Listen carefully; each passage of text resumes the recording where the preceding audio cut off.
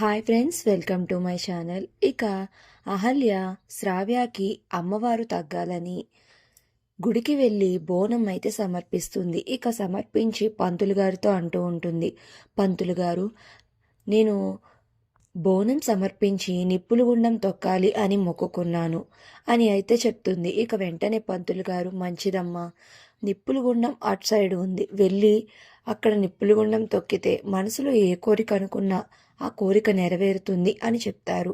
ఇక వెంటనే అహల్య అటు సైడుగా వెళ్ళి నిప్పులు గుండం దగ్గర నుంచుని ఉంటుంది. ఇక గౌతమ్ వాళ్ళ అమ్మా నాన్న కూడా అహల్యకు తోడుగా అక్కడే ఉంటారు. ఇక నిప్పులుగుండం ముందు అయితే నుంచుని ఉంటుంది.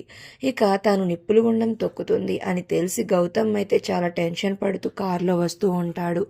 ఇక మరో పక్కన వేరే కారులో అదితి ఇంకా యామిని కూడా వస్తారు. ఎందుకంటే తను నిప్పులుగుండం తొక్కుతుంది అని తెలిసి చాలా సంతోషంగా ఆ ఘటనను చూడాలి అని ఎగ్జైట్మెంట్తో వాళ్ళు వస్తూ ఉంటారు.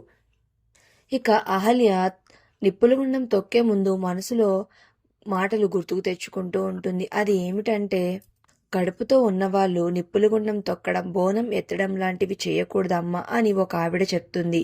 ఆ మాటలు గుర్తు చేసుకుంటూ ఉంటుంది. ఇంతలో పక్కనున్న ఆవిడ అంటూ ఉంటుంది, అమ్మ, మనసులో ఆ తల్లిని తలుచుకుని మొదలుపెట్టమ్మా అని చెప్తూ ఉంటుంది. మరి నెక్స్ట్ ఏం జరిగిందో తెలియాలి అంటే ప్లీజ్ సబ్స్క్రైబ్.